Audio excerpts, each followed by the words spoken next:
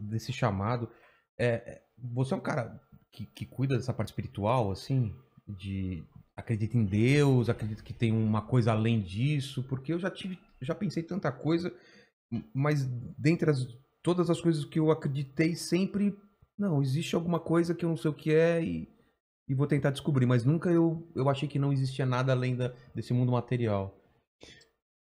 Deus pra mim não é uma coisa de acreditar, sabe? É, É uma coisa de você ter a experiência. experimentar. É. E isso desde criança eu fui muito encanado com o céu, por exemplo. Uma ideia de céu? Não, com olhar para o céu à noite. Então Ah, eu não o céu da não, igreja. não, o Ah, céu de verdade, sim. digamos assim. Sei.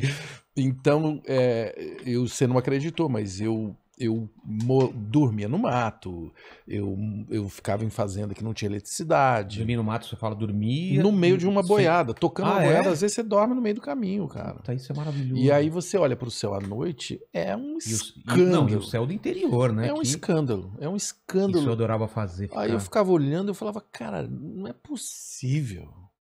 É, Que lugar é esse, né?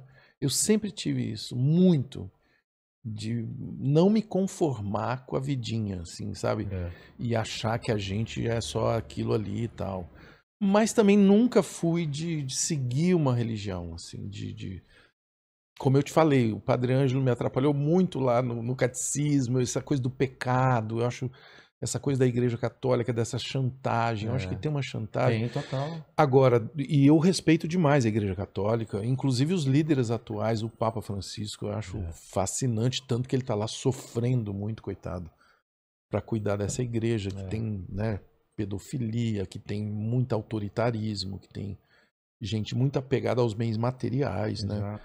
E isso que sempre me incomodou na primeira religião que me foi apresentada, né?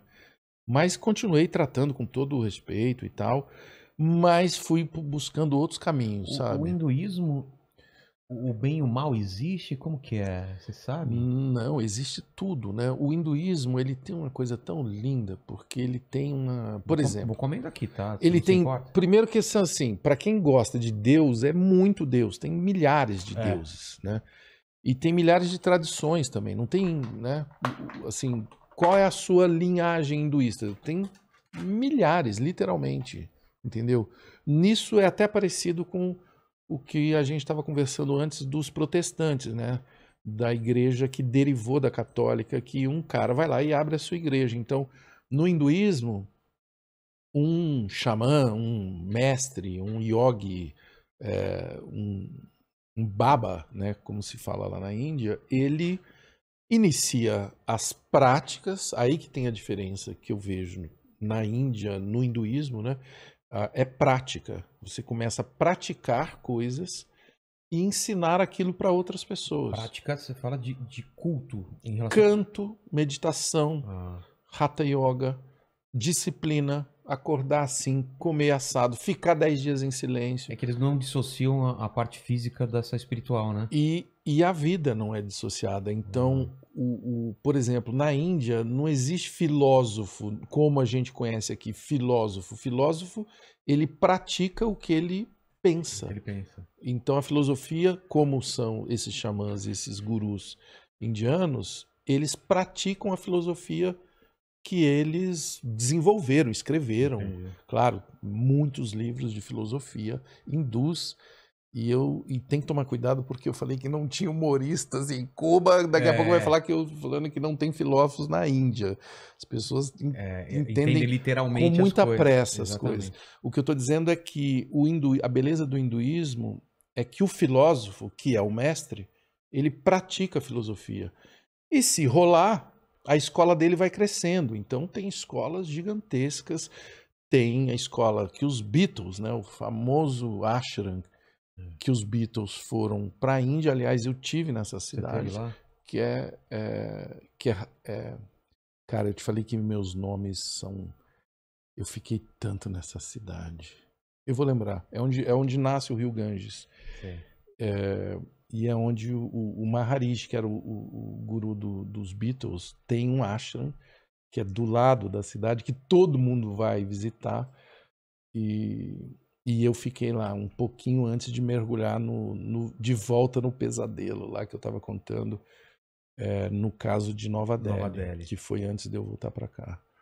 Mas onde que a gente estava? Falando de acreditar em Deus e o Espírito. Ah, não, e que na Índia a coisa é prática. Essa é a diferença.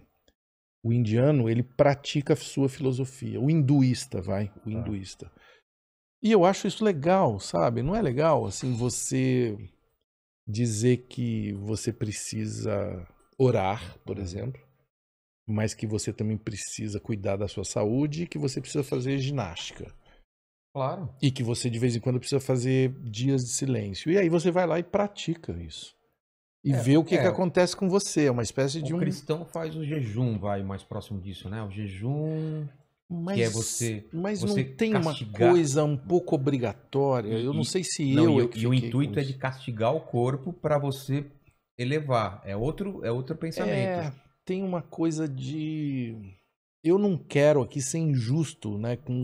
Eu acho que cada um é tão lindo quando alguém pratica uma religião que jamais eu vou, enfim, criticar alguém que é católico, alguém que é evangélico. Não tem nada a ver isso. Eu acho que cada um encontra o seu caminho, mas eu sinto, eu estou falando da minha experiência. Na minha tradição católica, eu me sentia obrigado. Se eu não fizesse aquilo, eu ia ser punido. Ah, entendi. Mas entendeu? Eu já cheguei a fazer jejum por conta própria também, muito tempo depois. Tem gente que faz também. É que lá em Penápolis o xamã era bom. Era bom.